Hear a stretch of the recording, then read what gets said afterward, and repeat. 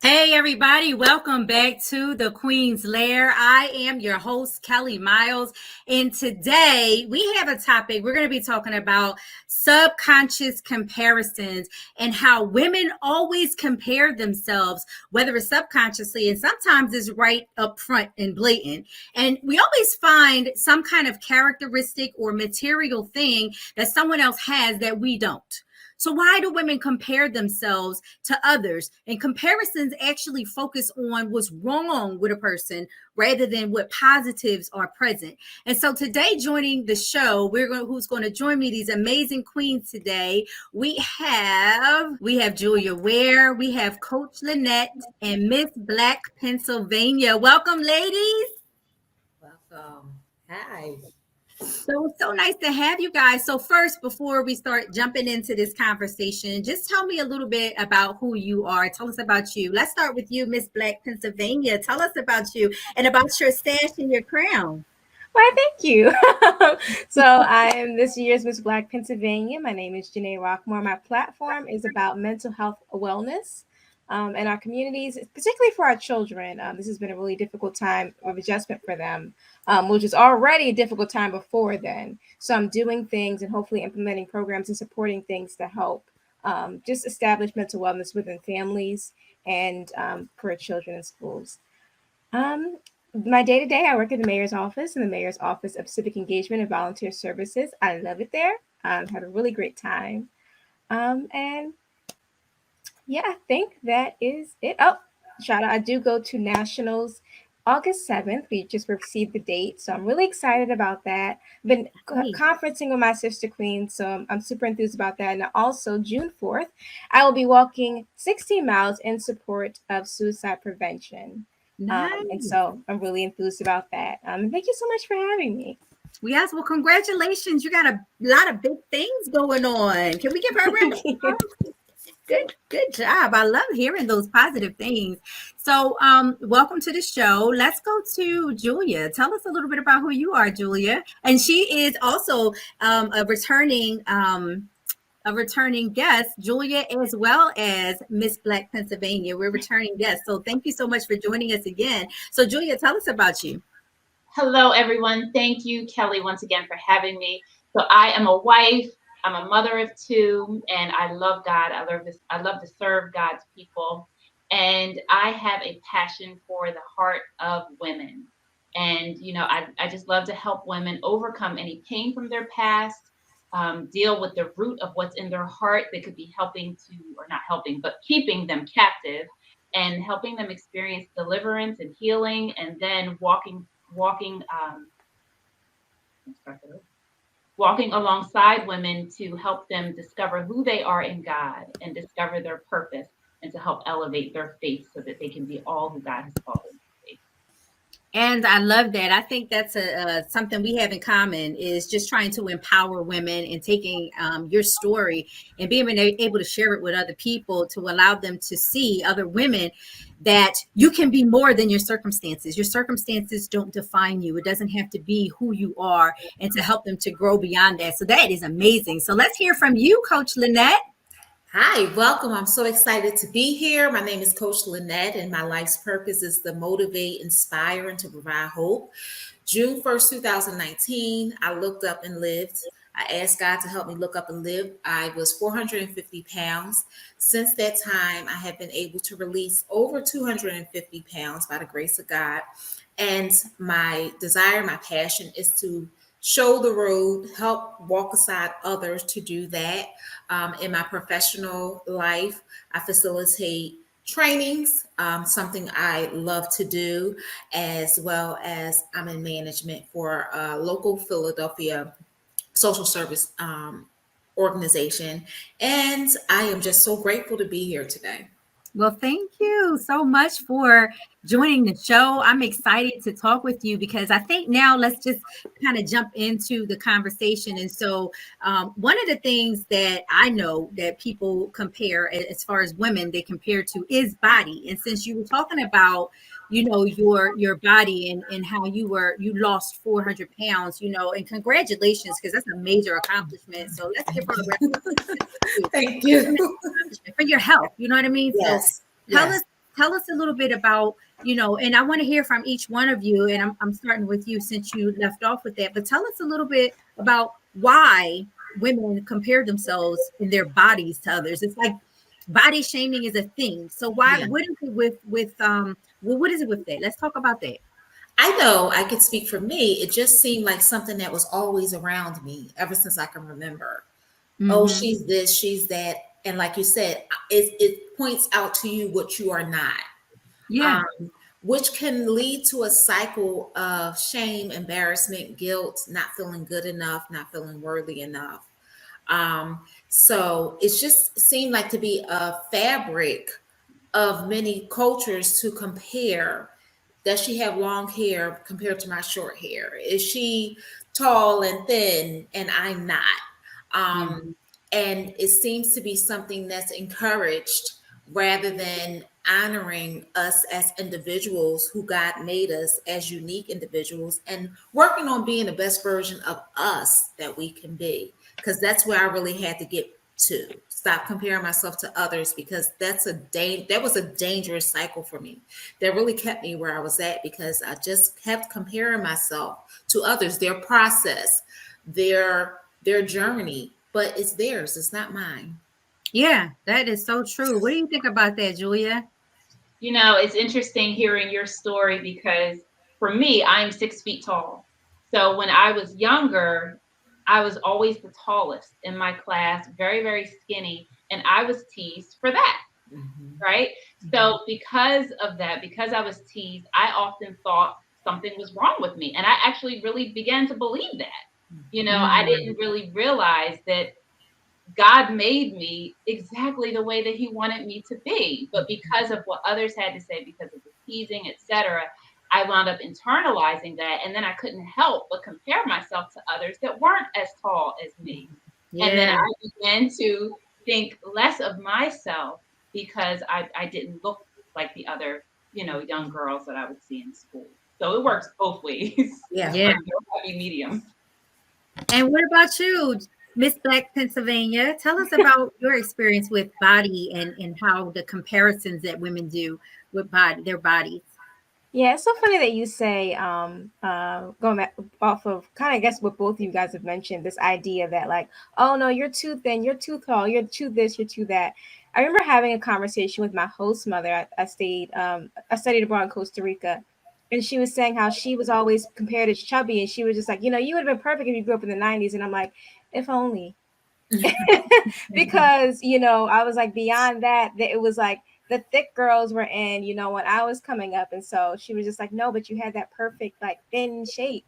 And so she was saying that she always got teased for being just a little too chubby. And we were just kind of like, we just ended up laughing at the end of the conversation, because it just seems like no one could ever be good enough.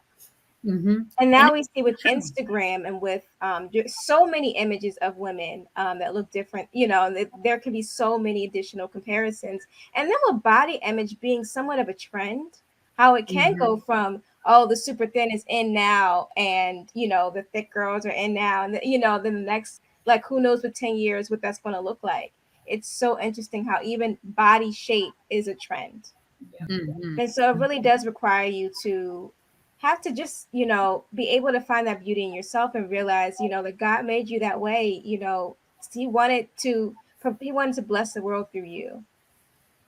That your image is powerful and it's beautiful in any way you come. And I think you said something so powerful because it's so true. No matter what, because when I was younger, I got teased because I was really short and I was too skinny. And I had braces and then I had glasses. And I thought I was just terrible looking. I did not think that I was pretty. I did not think I was attractive. And I hated myself because I didn't add up to what everybody else thought was the best thing. You had to have, big voluptuous boobs and you got to have the waist and the figure. And I had none of that. I was built like a boy. I was just straight up and upside, front and back. So I didn't like myself. And because it was because I was comparing myself to everybody else. And what you said, Miss Black Pennsylvania, is whether you skinny, whether you tall, whether you short, or whether you're heavy, there's always going to be somebody that's not going to like you or compare, or there's always going to be somebody that's going to say something condescending or negative about you.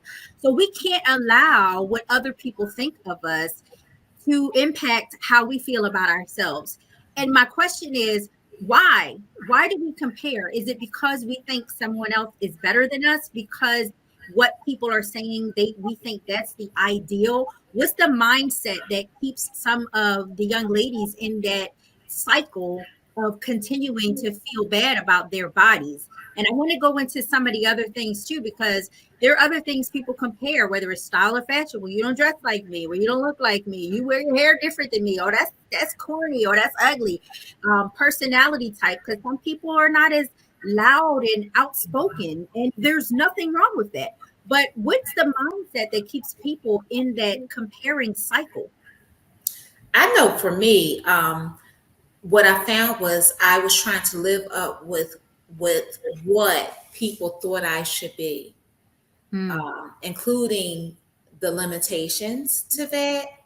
Um, so again, if people said, they expected me to act a certain way or be a certain way because of how I looked, and my father is a pastor, so I had to act a certain way because of who he was. So I found myself living up to the expectations of everyone else, and that's not really who I was. Once I went on my own journey, I figured out, why am I living up to what they think?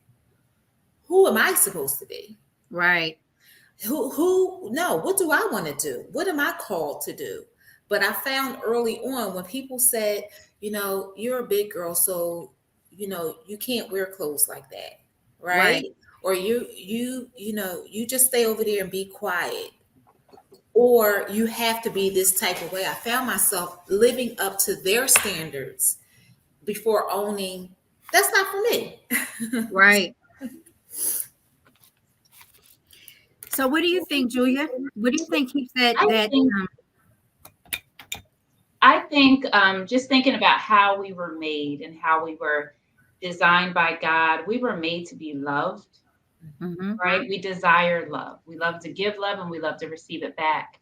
And I think that when we don't necessarily feel loved, whether it's for our body or any of the other things that you touched on, Kelly, but when we don't feel that we're loved, when we don't feel that we are accepted, then we tend to, compare and look at others to see what they have as if we are missing something. Hmm. And it's a way of us trying to get that acceptance or trying to be included and not be rejected, really, by other people. That rejection, that's a big one right there, and that ties Yeah. in well. When we feel any form of rejection, then we do what we have to do to be accepted, and that's when it can turn into us comparing ourselves to others to see what we're lacking or what we think we're lacking, when we're not lacking anything. So I think that's really where the comparison comes in, is that we're just craving love. Really, that's what it is. Yeah. Craving inclusion. Yeah, that's a good point, and we got to get ready to go to break in a few seconds. But I want to hear from you, Miss Black Pennsylvania. I want to hear from you and what your thoughts are. And there's a couple of key points that I wrote down, and we'll kind of talk about that when we come back from break. But let me hear from you and hear what your thoughts are about that cycle that women continue to stay in. Yeah, wow. I can piggyback off with so many things. I'm going to try to like keep my response a little focused. I will say that I just I think that yeah, the idea that we all kind of just want love and acceptance, and just having to be able to find that within ourselves. Sometimes it's really difficult. It's a journey, I would say, and yeah, it's funny because yeah, I definitely like, this acceptance and self acceptance is something that's always been my journey. It was one of the reasons why I went into pageants. It's the idea that it was almost like facing my fear in a way that wow, I'm really going to be, in front of a bunch of judges with a bunch of other women on stage and, that daunting thing. And then working with pageant coaches and working with people that kind of just like, don't worry about any of those people. The judges make the selection. Don't, take yourself out of the running. Don't deselect yourself or don't, disqualify yourself. You become the person or you present the person that is the truest to you, right? You present the person that God made you to be and you be proud of who you are. That is all. And that process really has helped me out. I love what you said, because you said, when you're on a stage and you're faced with all of these people who are looking at you and they're judging you, and talking about whether you're good enough and this, that, and the other. They told you don't worry about any of them, because the judges are the ones that's going to judge you, right? Well, the amazing thing is that's the same thing in life.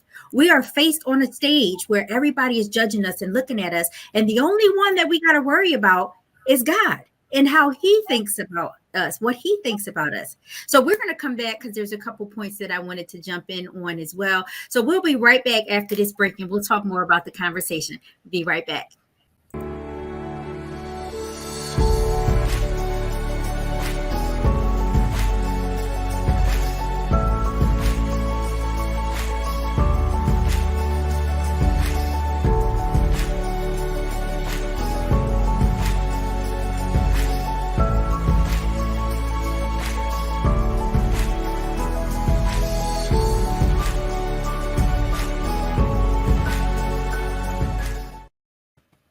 All right, welcome back. You are watching the Queens Lair Christian Talk Show. I am your host, Kellie Miles, and today we are talking about subconscious comparisons. And before we went to break, we talked a little bit about the effects that it has and what causes the cycle to continue on with women to compare themselves to others. And some of the key things that I heard in that different comments that you all made was expectations, approval, acceptance, and rejection. We all want to be accepted, and we all don't like rejections one way or another.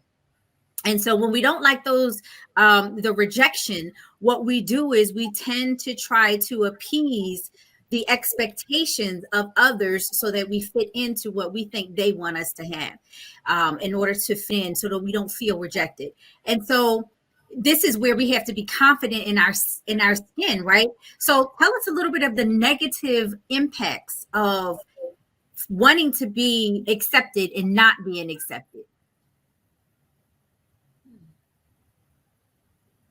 And that the effect that it has on the mindset when you want to be accepted and when you feel like you're going to be rejected. Well, how can we get rid of that thought process? How can we build up confidence so that we're not trying to meet the expectations of a broken world? Because the world is a broken world anyway. We live in a broken society. There's dysfunction all around us. The only perfection is Christ. And that's the only standard that we should be trying to live up to. So when we're not living up to that because we're trying to meet the expectations of the world, what are the negative impacts to that? I would say that some of the negative impacts of that is that you wind up being somebody that you're not. And you can, the saying, you stay in your lane. You can wind up finding yourself in somebody else's lane that you have no business being in. So it really comes down to learning how to be your true, authentic self. And that sounds simple, but it is a process that does not happen overnight. And I learned that myself, and it took a lot of work. A lot of times we want to be healed. We want to, quickly be on the other side, but we don't always want to put in the work. But it takes work. It's a process. And for everybody, it may look different. It depends on the person. But I would say that that's one of the negative impacts is that you wind up, trying to be somebody that you're not. Yeah, that is so true. And then it's so hard to live in that lie. It's so hard to live in that lie, and it weighs on you emotionally, and it weighs on you. It starts to eat up at you physically, and then you find yourself getting sick because you're not being who you were created to be. So let's hear from you, Miss Pennsylvania. I want to hear what you have to say about the negative impacts. Yeah, so I would double down on that. Just like the idea of being not, being not who you were called to be, but also the shame that comes along with not accepting yourself for who you are.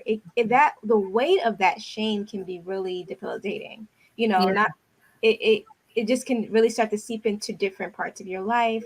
And then if, a lot of times with shame comes despair, just loss of hope that, I am something bad. I'm somebody bad. I'm not good enough. I'll never be good enough.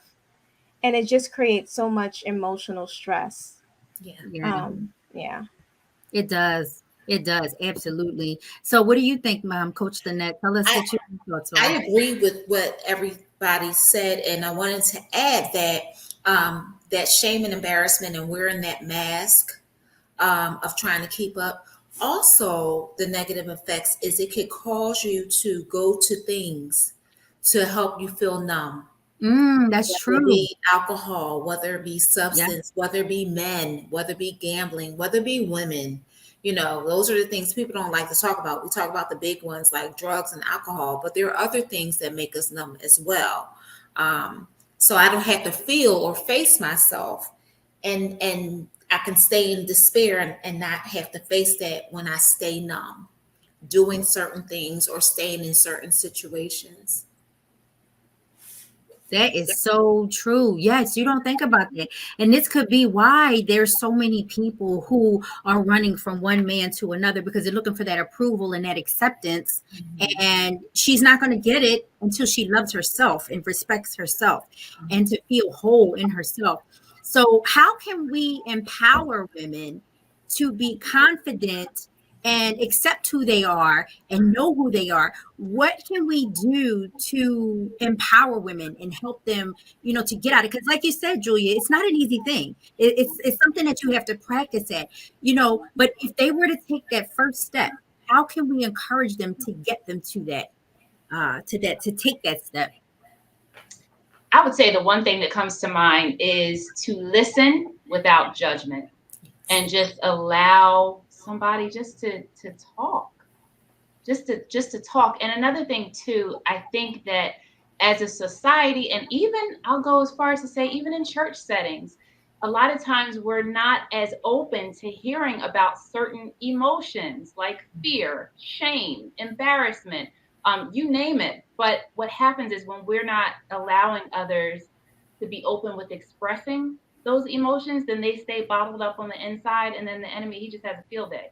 So I think to Mhm. help empower other women or empower anybody really, with growing and getting through some things, is to really just be a listening ear without judgment and just letting the person get it out and just being there for them and helping to encourage and coach them along. Listening without judgment, I think, is huge. Yeah, that's good. We'll go to you, Coach Lynette. What do you think? Also, adding to that, being willing to walk alongside to help them face the things that they fear, along with that listening ear, them having a trusted listening ear to, whether it be going to the beach, no matter what the size. You'd be so surprised how many women I've talked to, no matter what size, they don't go to the beach because they don't feel like they have the perfect body. And I'm like, Yeah. listen, you want to go with me? Because I love the beach. I'm going to put on a bathing suit and enjoy the beach. You want to go? Let's go. And Hmm. just, even act like that or something similar like that. It's a spark in some women's eyes like, wait a minute. I'm like, we don't have to be perfect. We're there to enjoy the beach. Yeah. So having that listening ear and also a trusted ear to know that it stays with us and I can walk alongside with you if I am the person assigned, because I had to learn that the hard way. If I'm the person assigned to do so, to help you do the things that you may be fearful of. Yeah, yeah, that's good. That's good. And what do you think, Miss Black Pennsylvania? Do you think, what can we say or do to empower these women? Wow, you guys have had such beautiful responses, Julia and Coach Lynette. I'm just like, man, they're good. Y'all should be doing pageants. I I think would we're gonna say, recruit y'all. I'm trying to recruit everybody, honestly. Because I think representation, to piggyback off of that, I think representation is so important. I think that, going alongside being a trusted ear and going alongside being able to hear people's concerns, I think also being able to present different level or different ideals of beauty. I think that Yeah, because us young folks kind of live in the virtual world. Sometimes Instagram and sometimes seeing so many people look the same, can really start to feed those emotions. Where if the one thing I really love about this pageant system is you will see women of all shapes, sizes, shades take stage, and it's beautiful. yeah, And I think that, working with the teens that I've been able to work with, that I've been blessed with, I can kind of say, hey, you're insecure about yourself, but you look just like Miss South Carolina, and she's beautiful. She's a queen. So are you. Um, so yeah, I love the idea of expanding representation and also being trusted and also being a listening ear. Wow. You ladies have really shared some valuable nuggets, and I just want to thank you all so much for joining the show. You know what, you can never really fit it all in one segment, so I think I'm going to do a part two, and we're going to just come back and talk a little bit more about this particular topic on subconscious comparisons. But thank you, ladies, so much for joining the show. It was just amazing having you. And we're going to definitely continue the conversation. So thank you guys so much for joining. Thank you. Thank you. Thank you. Thank you. Thank you so much for watching the show, Subconscious Comparisons. We're going to do a part two today because there's so much more that we need to discuss and talk about, and you can't fit it all in these 30 minutes. So make sure you stay tuned. Before I go, though, I just want to remind you of some of the key points that were made. Forgive yourself, and be intentional with your relationship with God, because you are a reflection of God. And God has fearfully and wonderfully made you, which means he took time to take every intricate part to put you together to make you just how you are for his purpose. So make sure you stay tuned for part two, because we got some real good stuff in store for you. Oh, and one more thing.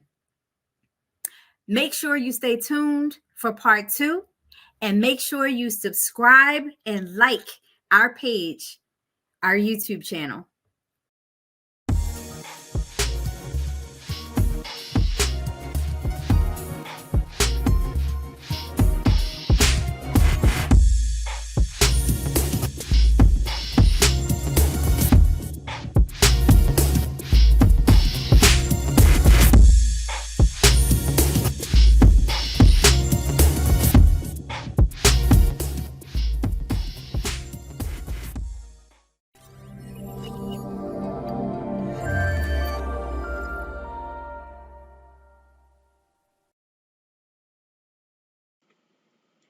Thanks for watching the Queens Lair. Stay tuned for the next episode.